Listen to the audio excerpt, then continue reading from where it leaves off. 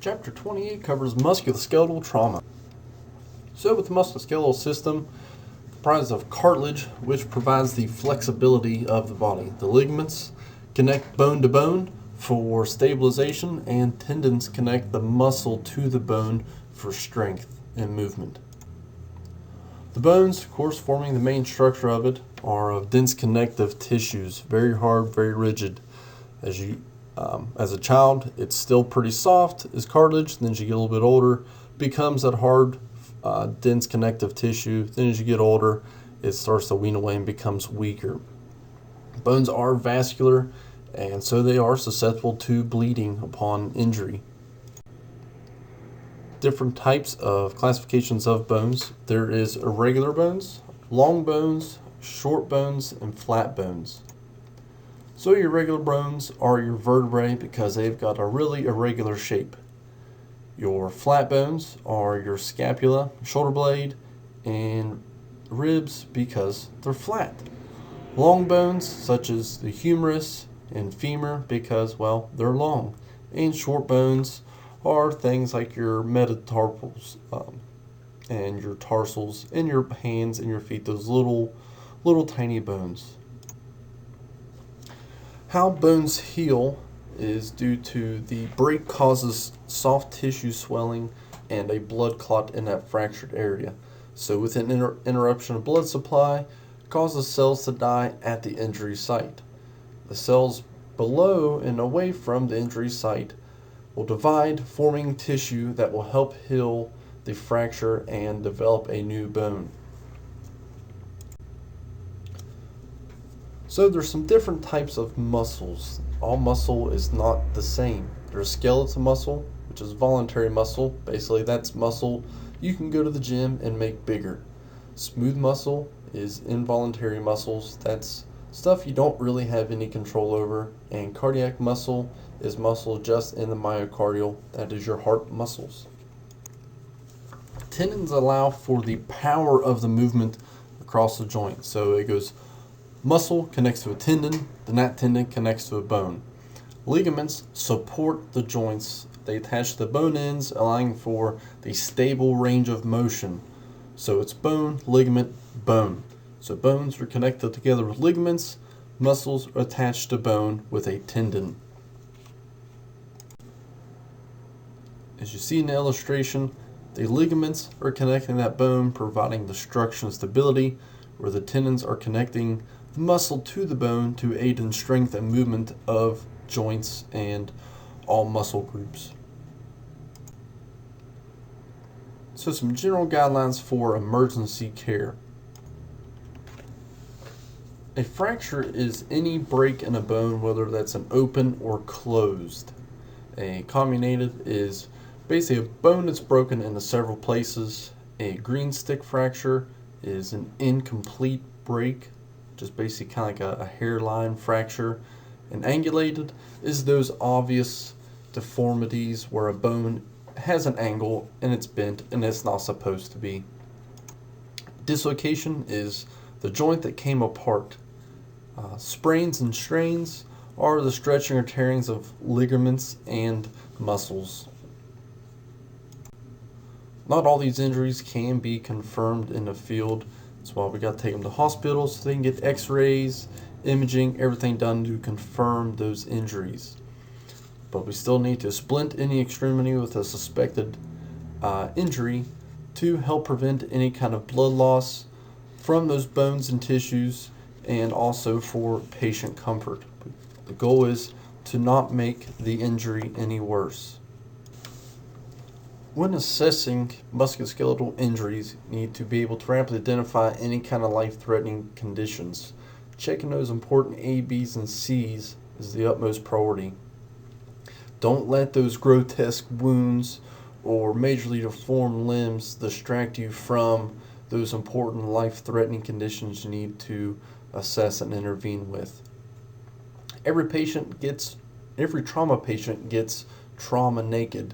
You need to cut and remove those clothing to fully and completely examine all the injury sites.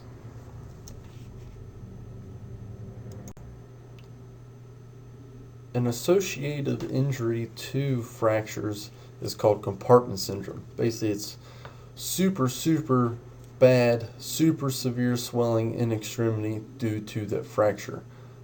The cellular damage from that fracture causes bleeding and swelling in the extremity. If that's not taken care of, the pressure and swelling can become so great that the limb is unable to perfuse. So all the edema and blood and everything in that limb will be pushing outwards and pushing on the vascular system, causing more and more damage, and it's just kind of a snowball effect of things going bad. If the compartment syndrome is not taken care of, or they're not able to fix it, it can result in an amputation just because of all the cells die in the limb. So what will generally happen is if the vascular surgeon can't repair everything, they'll basically make cuts in the limb to allow for the swelling to occur. So they'll get some major scars, and as you see in the picture, the limbs will get much bigger than they are supposed to be. When assessing it, there will be pain and tenderness. There could be deformity and angulation from the fracture. Maybe you'll feel crepitus. You remember the whole DCAT BTLS of those assessments, as well as the swelling and bruising from that edema and the blood and everything coming from the bones into the tissue. You may see exposed bone ends from an open fracture. The joints could be locked into position from the fracture or a severe dislocation, as well as you could have the nerve and blood vessel compromise, and with a compartment syndrome. When assessing, looking for those 6 P's: pain or tenderness, pallor, which is just poor skin, paresthesia, the pins and needles, a tingling sensation, pulses diminished or absent, paralysis, and pressure. Seeing if you find any of those during those assessments. So with the patient care, always assume BSI and maintain manual C-spine. Perform that primary assessment, A, B's, and C's, quick head to toe. Then during your secondary assessment, put a C-collar on. But never put a C-collar on until you have checked all the areas in which it will cover.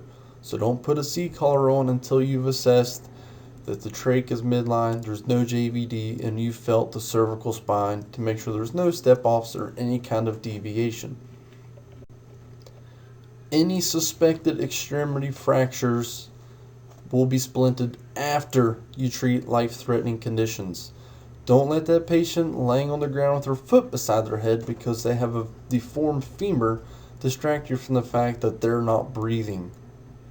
And also cover up any wounds with sterile dressing. Splint all injuries and cover all the wounds. Advantages with splinting: it does minimize the movement of disrupted joints and broken bone ends. So this will prevent any additional injury, so decrease pain, decrease the bleeding, and prevent any kind of other further damage to the vascular system, to nerves and muscles. Can prevent a closed fracture from becoming an open fracture.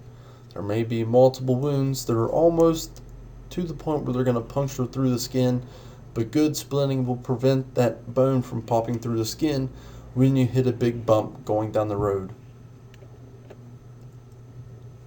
With realignment of a deformed extremity, basically this is only going to be done whenever the patient is not perfusing.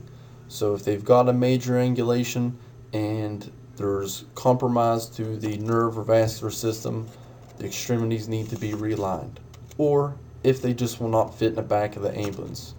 So just restores effective circulation, and it will be extremely painful, but that pain may be temporary until it is realigned, which may aid in the patient's comfort. If it's not realigned, there's a very high increase of further damage to those nerves, vessels, and muscles. Guidelines for realignment. One EMT needs to hold the distal extremity while a partner places one hand above the injury site. The partner who is distal will apply manual traction while the other provider is holding manual stabilization.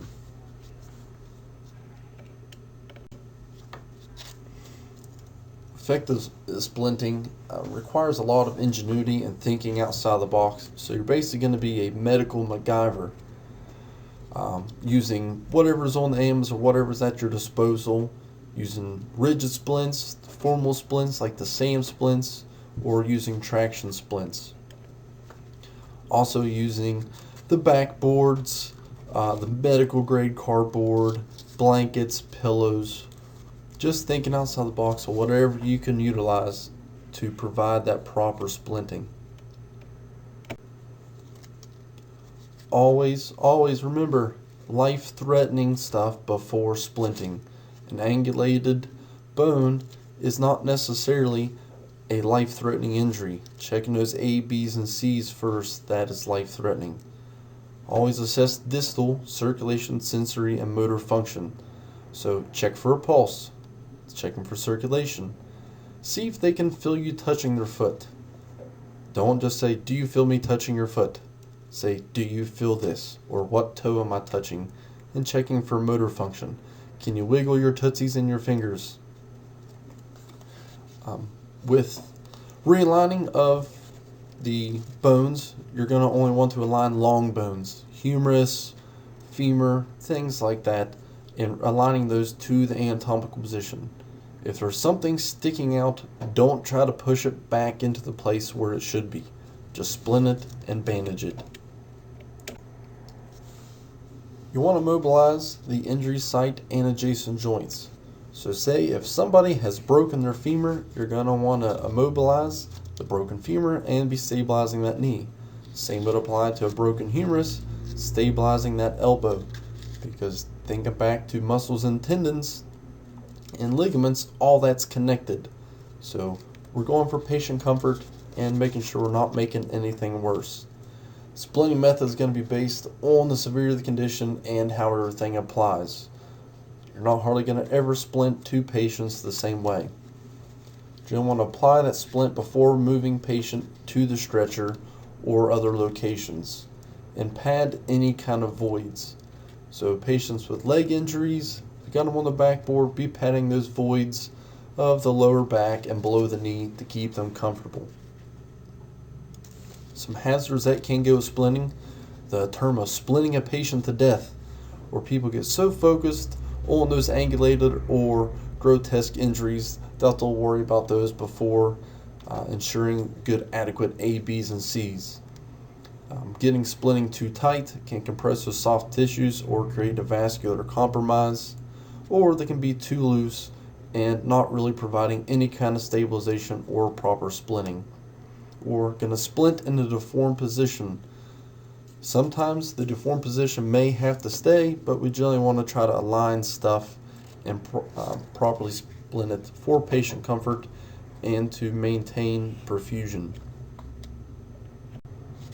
For splinting of long bones and joints, always BSI first. Don't touch people's icky, nasty blood and joints from injuries without some kind of proper protective equipment. Expose area to be splinted, take your shears out, cut away the clothing, expose what you're going to be touching and stabilizing. And manually stabilize that injury site first and foremost before you go to worry about splinting. So hold it with your hand while your partner's getting the splinting and stabilization stuff ready. Assess your CSMs and realign that injury if there is compromise to either of those. With splitting those long bones and joints, as you see in the picture here, splitting using a SAM splint, creating a good hard rigid surface and securing everything with the cling wrap nice and secure.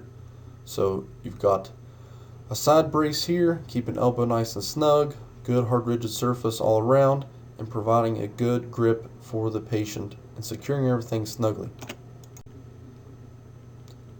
And then once it's all secured and your splitting is complete, reassess your CSM. When using a traction splint, the goal here is to pull apart the broken site of that big femur bone that can be causing a lot of pain, a lot of internal damage to muscles and the vascular system, and going to be counteracting the muscle spasms caused from that great big thigh muscle wanting to spasm when that bone breaks. So always take BSI precautions and expose the area to be splinted. Cut away their garments. Trauma patients get trauma naked. After you've exposed them and you're going to be holding manual stabilization of that leg. So before you worry about splinting, use a traction splint, manual stabilization, and then apply manual traction.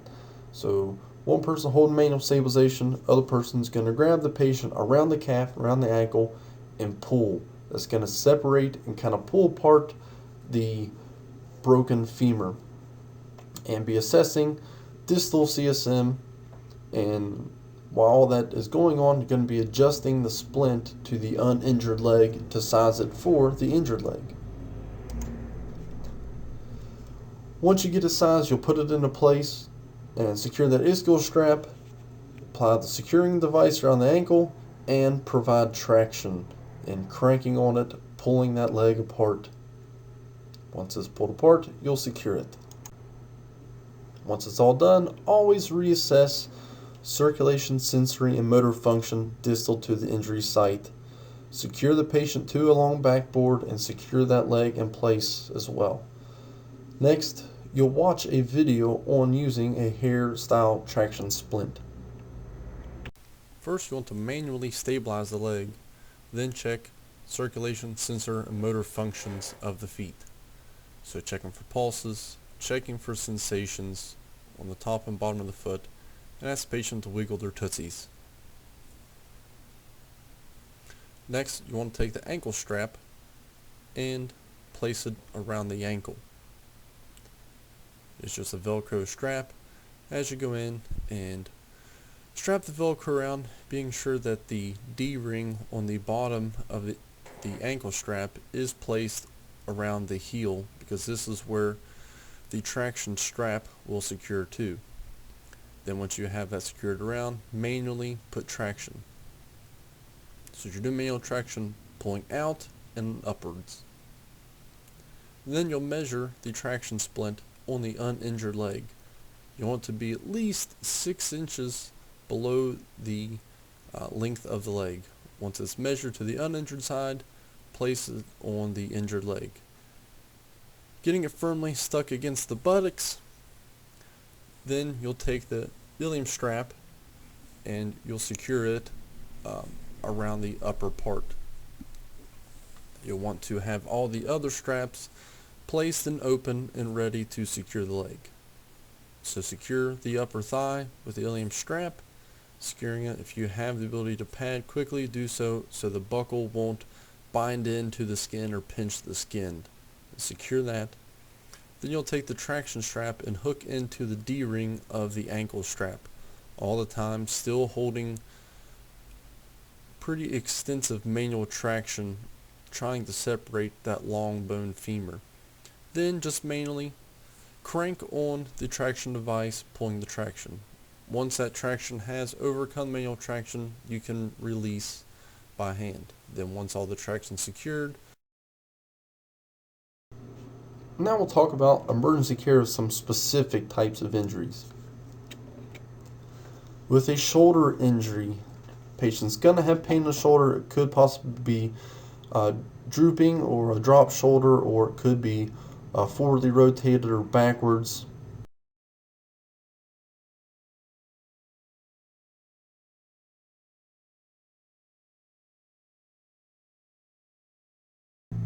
With patient care, always BSI. Assess distal circulation, sensory, and motor function. So if their shoulder's out, make sure they can wiggle their fingers and they've got good radial pulses, good capillary refill, making sure they can keep everything intact in their hands.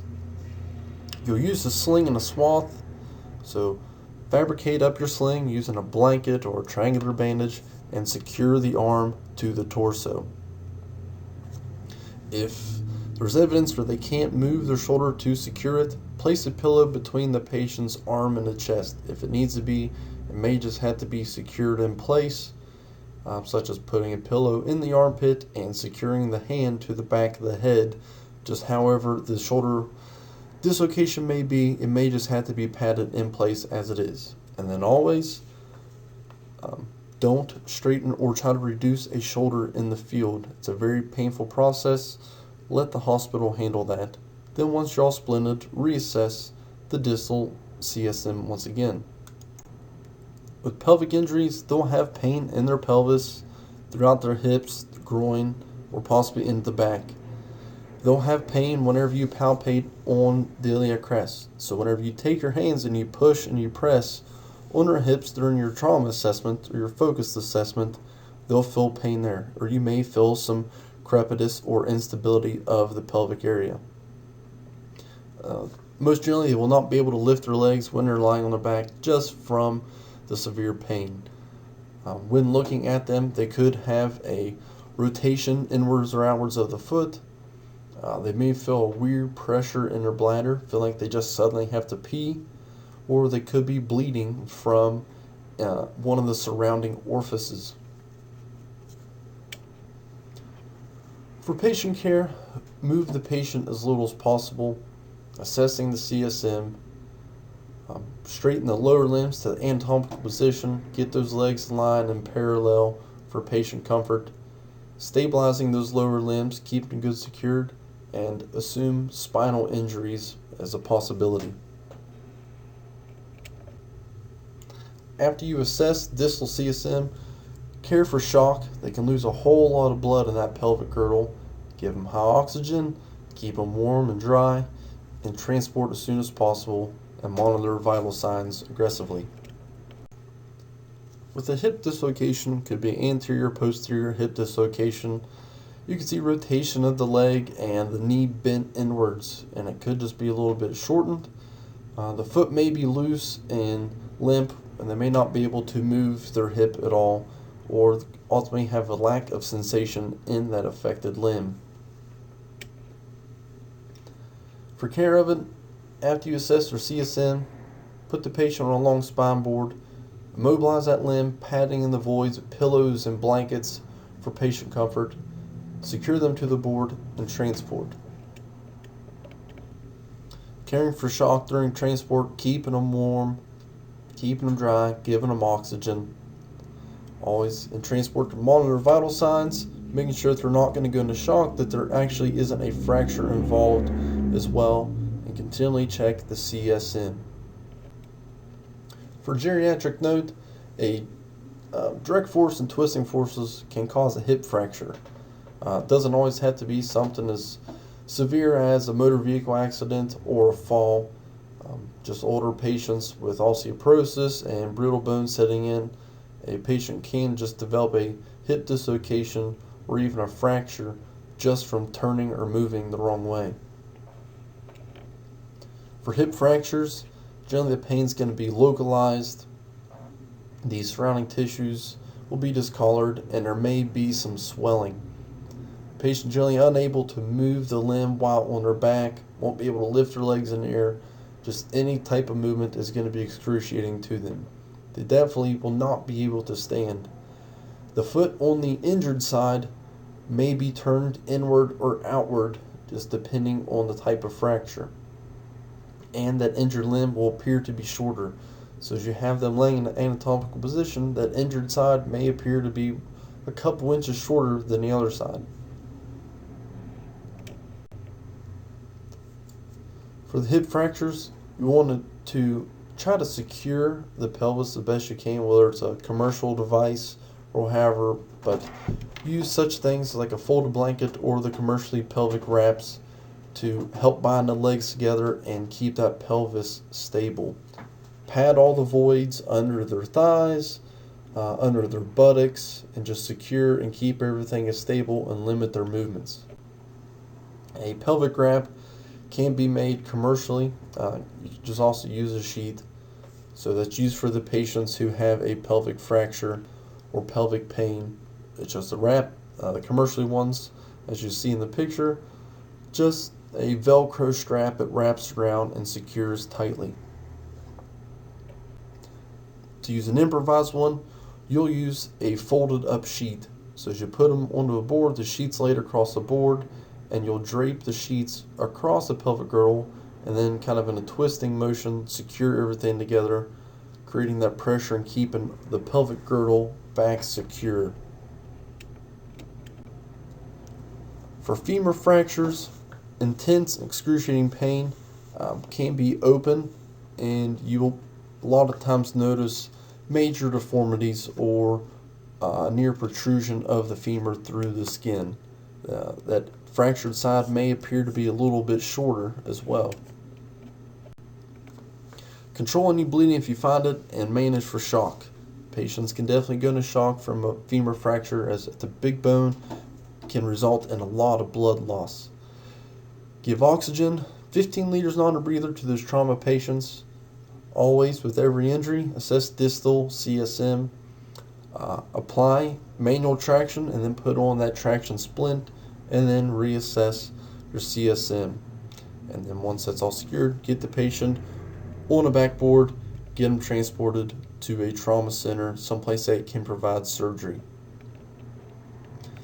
Pediatric note: when doing traction splinting, use the appropriate size. They do make pediatric size traction splints.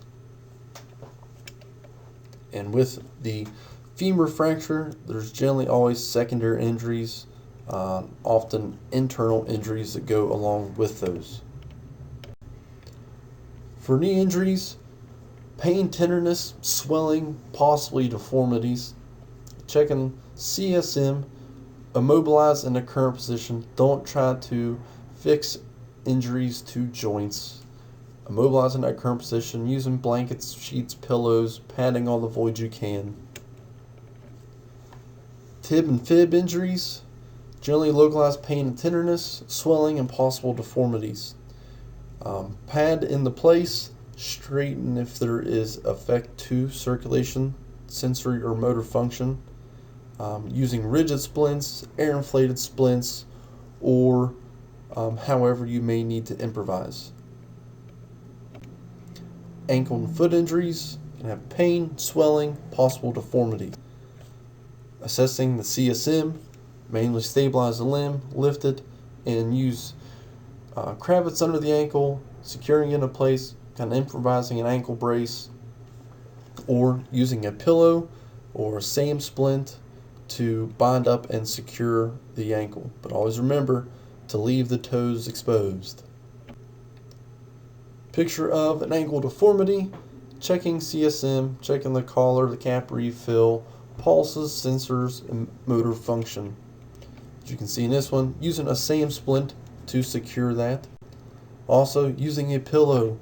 Take the pillow, make it into a taco, wrap up that ankle, and keep those toes exposed to be continually checking CSM.